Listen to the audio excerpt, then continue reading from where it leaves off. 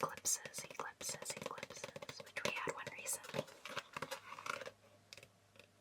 I don't know if those work like if they have them in certain locations or not, but we're about to find out.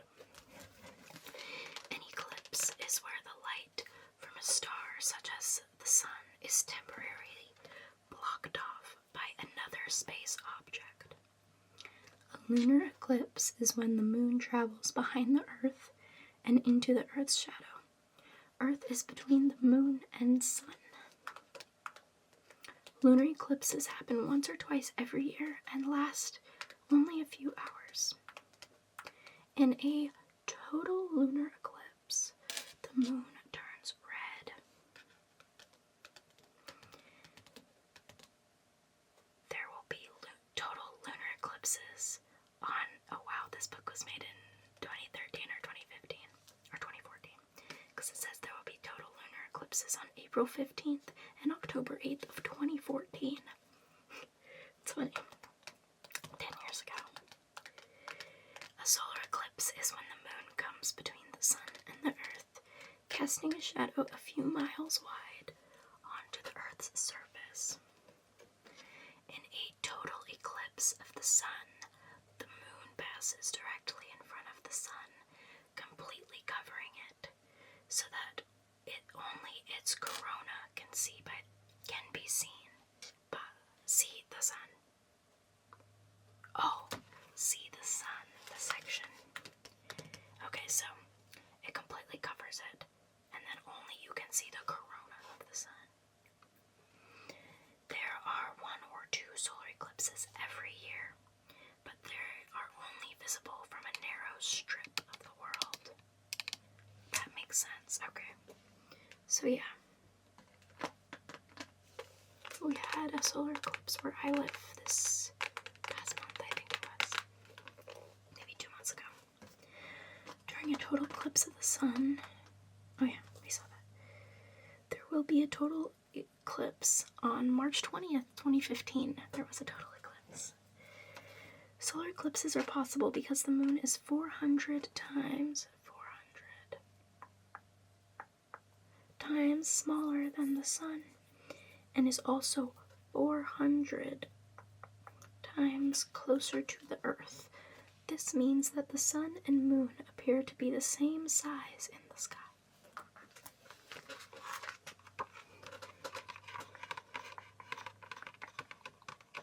This is the photo they have.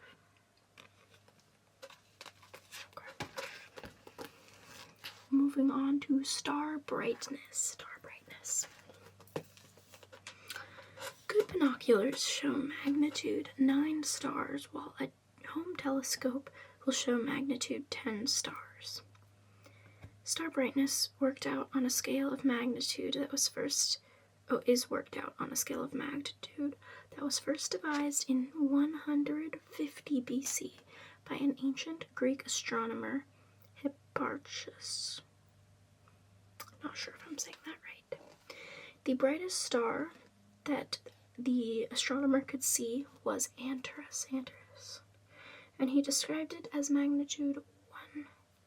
He described the faintest star he could see as magnitude 6. Using telescopes and binoculars, astronomers can see how much fainter stars than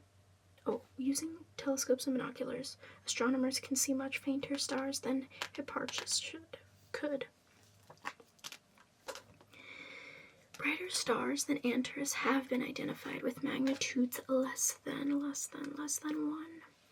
and even minus numbers.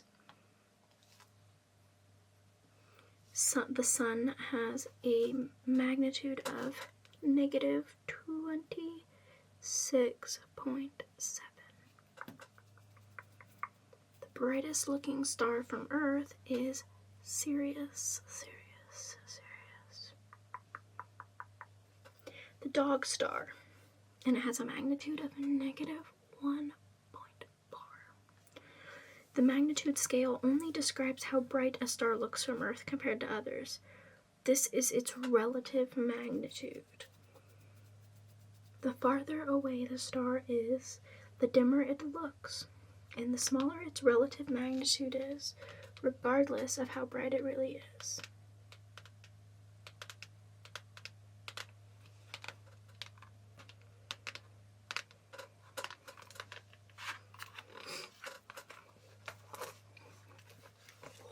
This thing is heavy.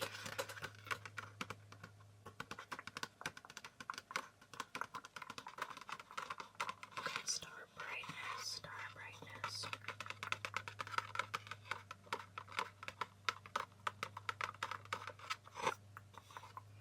Now let's read about rockets. Rockets provide the huge thrust needed to beat the pull of Earth's gravity and launch a spacecraft into space. Rockets burn propellant to produce hot gases that drive the rocket upward. Rocket propellant comes in two parts: a solid or liquid fuel and an oxidizer.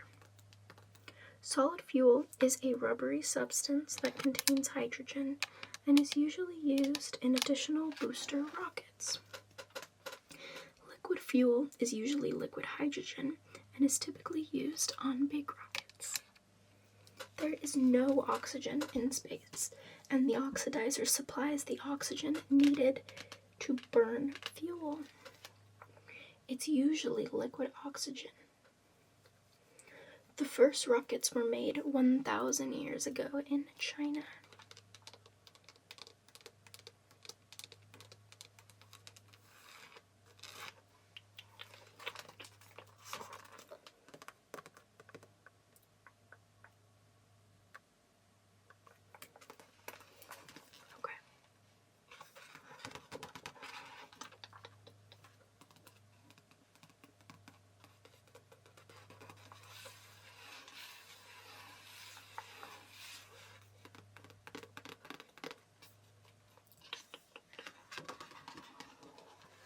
Let's get to some good ones.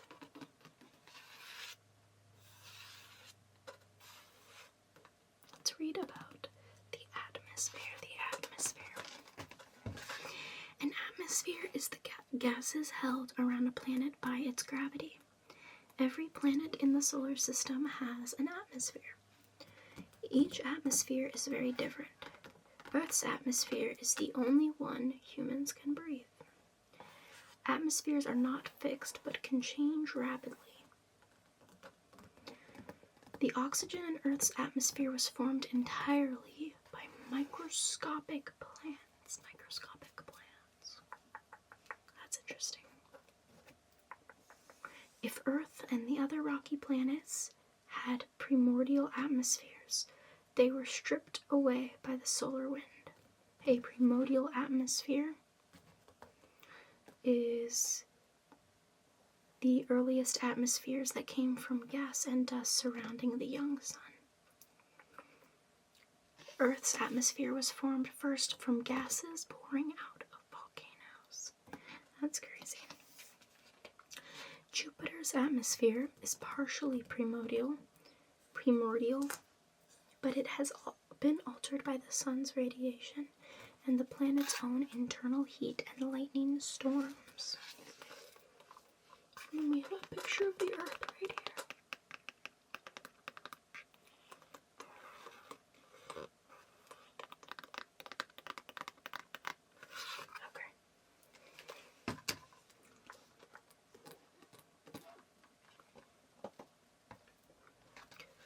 Let's talk about Jupiter.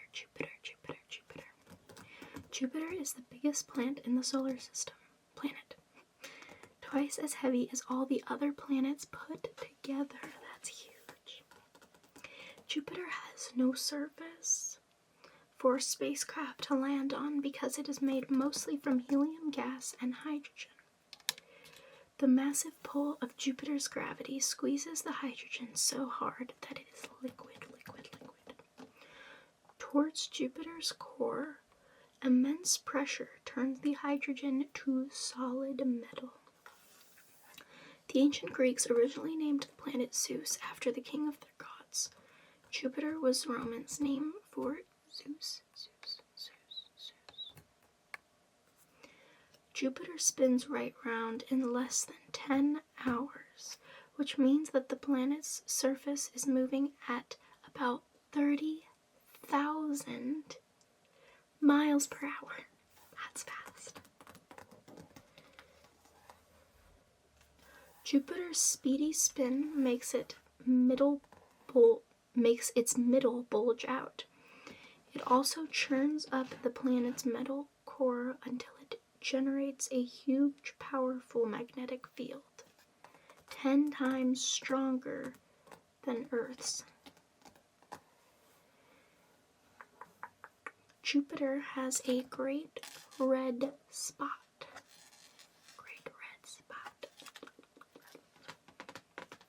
A huge swirl of red clouds measuring more than 25,000 miles across.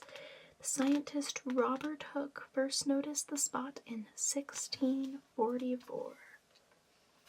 Here's it, showing the spot right there.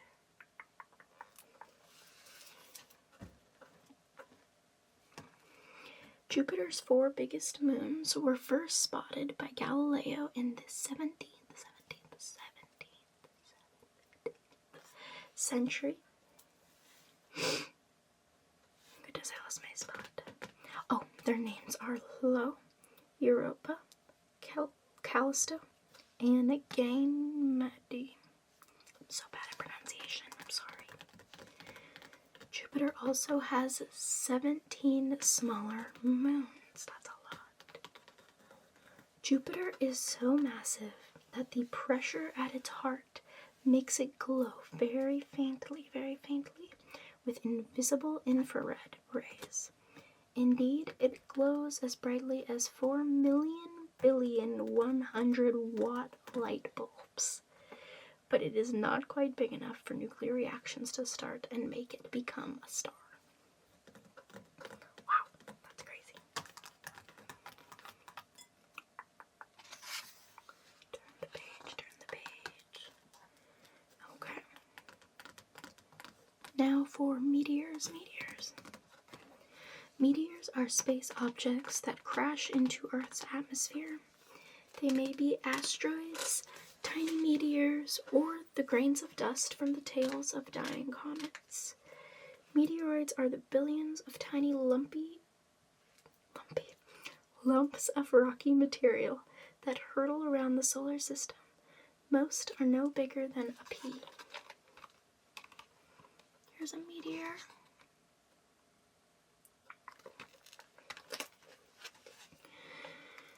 Or that's a crater. Sorry, not a meteor. That's a crater in Arizona, which is one of the few large meteorite craters visible on Earth. The moon is covered in them, it says. Most meteors are very small and burn up as they enter the atmosphere. Shooting stars may look like stars shooting across the night sky, but they are actually meteors burning up as they hit Earth's atmosphere. That's cool. Meteor showers are bursts of dozens of shooting stars which arrive as Earth hits the tail of a comet. Although meteors are not stars, meteor showers are named after the constellations they seem to come from.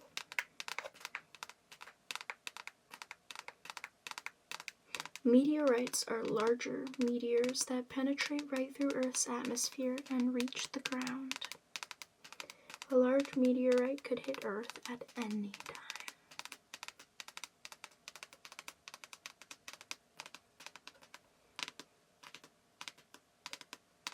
The impact, this is a fun fact, the impact of a large meteorite may have chilled Earth and wiped out the dinosaurs.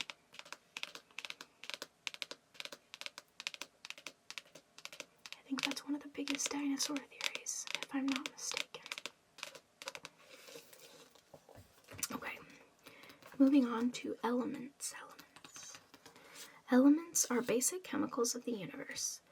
There are no simpler substances, and they cannot be broken down into other substances. Elements are formed entirely of atoms that contain the same number of protons in their nuclei. All hydrogen atoms have one proton, for instance. More than 100 elements are known. The simplest and lightest elements, hydrogen and helium, formed very early in history of the universe. Other elements formed as the nuclei of the atoms of the light elements joined in a process called nuclear fission. Fusion.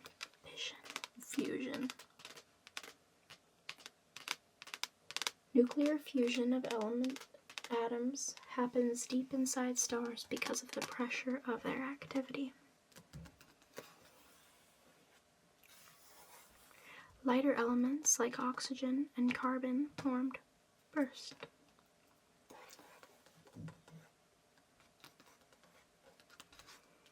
And this is nebulae. Not sure, but it kind of gives a little description here.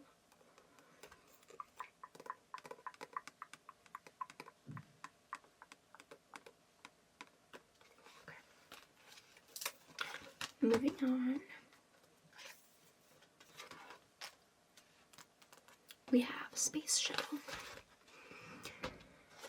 The Space Shuttle was a reusable spacecraft made up of a 122-foot-long orbiter, 2 big solid rocket boosters, 3 main engines, and a tank. It was used on 135 missions between 1981 and 2011. The shuttle orbiter was launched into space upright on the SRBs, which fell away to be collected for reuse. After a mission, the orbiter landed like a glider. The orbiter could only go as high as a near-Earth orbit, some 180 miles above Earth. The maximum crew was 8, and a basic mission was 7 days. The orbiter could carry a 55,000-pound load in its cargo bay. The first 4 orbiters were named after old sailing ships: Columbia, Challenger, Discovery, and Atlas. The shuttle program was brought to a temporary halt in 1986 when the Challenger exploded shortly after launch, killing its crew of 7. In 1994, the crew of Discovery mended the Hubble Space Telescope in orbit. Okay. Here's a photo.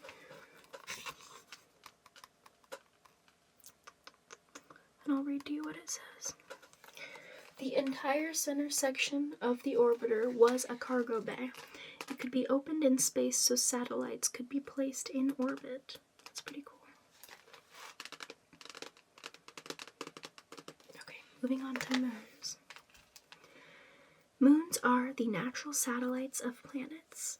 Most are small rock globes that continually orbit the parent planet, held in place by the planet's gravity. There are 65 known moons in the solar system. 65 known moons. Every planet in the solar system has a moon, apart from Mercury and Venus, the nearest planets to the Sun. New moons are frequently discovered as space probes such as the Voyagers reach distant planets. 3 moons have atmospheres: Saturn's moon, Titan, Jupiter's Io, and Neptune's Triton. The largest moon in the solar system is Jupiter's moon. The smallest moons are rocky lumps just a few miles across, rather like asteroids. Saturn's moon, Lapidus, is white on one side and black on the other. And looks like we're moving on to Saturn next.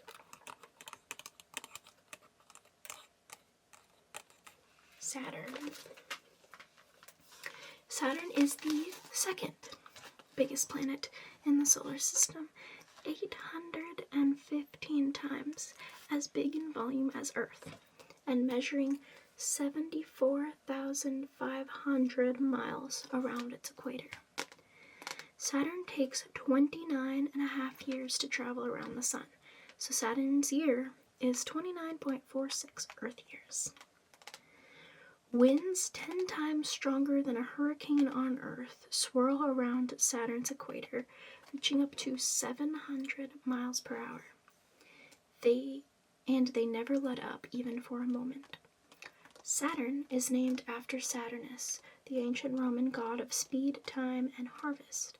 He was celebrated in the Romans' wild Christmas time festival of Saturnalia. Saturn is not solid, but is made almost entirely of gas, mostly liquid hydrogen and helium. Only in the planet's very small core is there any solid rock. Because Saturn is so massive, the pressure at its heart is enough to turn hydrogen solid. That is why there is a layer of metallic hydrogen around the planet's inner core of rock. Fun fact, Saturn is so low in density that if you could find a bathtub big enough, you would be able to float the planet in the water. That's crazy. Saturn is one of the fastest spinning of all the planets. Despite its size, it rotates in just 11.5 hours, which means it turns around at over 60 to 100 miles per hour. Saturn's surface appears to be almost completely smooth, though Voyager 1 and 2 did photograph a few small swirling storms when they flew past. Saturn has a very powerful magnetic field and sends out strong radio signals. And it says these rings here are made of many millions of tiny ice-coated rock fragments.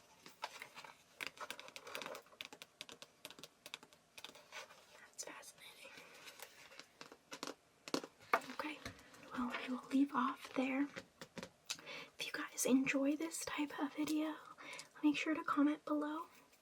And I did create a community post where you can put your name for an upcoming Say Your Names video. So make sure to check that out. And I